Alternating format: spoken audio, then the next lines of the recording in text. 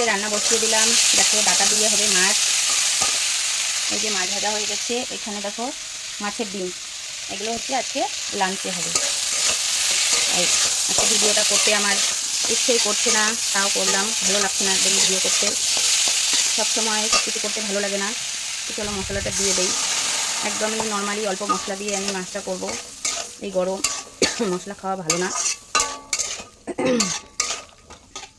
সামান্য মশলা দিয়েই করবো। এবারে এখানে আমি মাছের ডিমটা দিয়ে দিয়েছি। দেখো মশলার সাথে মাছের ডিমগুলো আমি দিয়ে দিয়েছি। মশলা কষানো হয়ে গেছে। এবার আমি দিয়ে দেবো জল।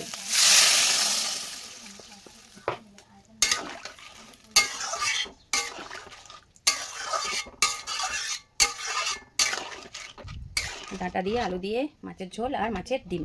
ঝোল ফুটছে, এবার আমি মাছ দিয়ে দেবো। মাছ বেশি নেই, 4 পিস মাছ, আর বাদ বাকি রয়েছে মাছের ডিম। এই দেখো মাছের ডিম। মাছের ডিমটা আগে দিয়ে দিয়েছি যাতে মাছের ডিমটা ভালো করে সেদ্ধ হয়। আমি মাছের ডিমটাকে ভেজে কেটে নিয়েছিলাম, সেই জন্য ভালো করে সেদ্ধ করতে। মাছের ঝোল হয়ে গেছে। এবার আমি বসিয়েছি মাছের মাথা দিয়ে। মাছের মাথা দিয়ে বানাবো হচ্ছে এই সবজিটা। দেখো সব কিছু দিয়ে বানাবো মাছের মাথা দিয়ে। তারপর আমি তেল দিয়ে দিয়েছি, ফোড়নে 5 ফোড়ন আর শুকনো লঙ্কা দিয়ে দিয়েছি। এবার আমি দিয়ে দেবো সবজি। এখানে সব কিছু আছে, আলু, পটল, কোয়াশ, সজনা ডাঁটা, সব কিছু দিয়ে আমি এটা দিয়ে মাছের মাথা দিয়ে বানাবো। এটা খেতে কিন্তু দারুণ লাগে।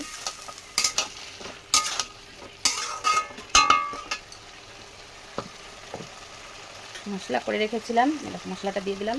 এখনও আমি এখানে হলুদ লবণ কিছুই দেইনি, একে একে দেবো। দিয়ে দিই লবণ। লবণটা দিলে তাড়াতাড়ি একটু সবজিটা একটু মজবে, সেদ্ধ হবে যেটা।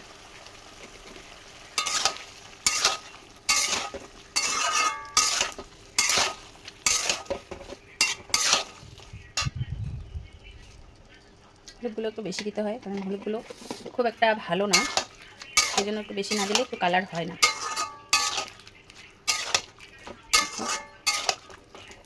দিয়ে দেবো আমি মাছের মাথাগুলো, দুটো মাথাই দিয়ে দিলাম। একটু খুন্তি দিয়ে ভেঙে নেই।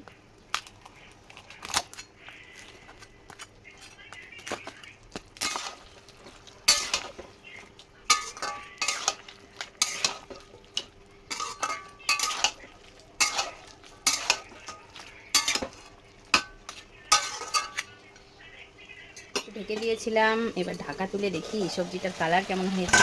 দেখো কালার দেখলেই বোঝা যায় সবজি খেতে কীরকম হবে।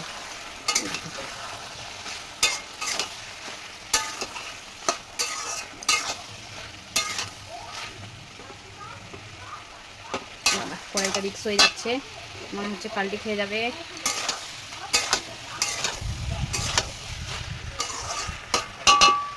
দেখো ডাঁটাগুলো একদম গলে আধখানা হয়ে গেছে।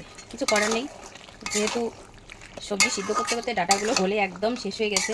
তো চলো এইভাবে খেতেও একটু আলাদা রকম লাগবে। এই হলো আমার লাঞ্চের মেনু। তো সবাই ভালো থেকো, টাটা, শুভ দুপুরের শুভেচ্ছা, বাই।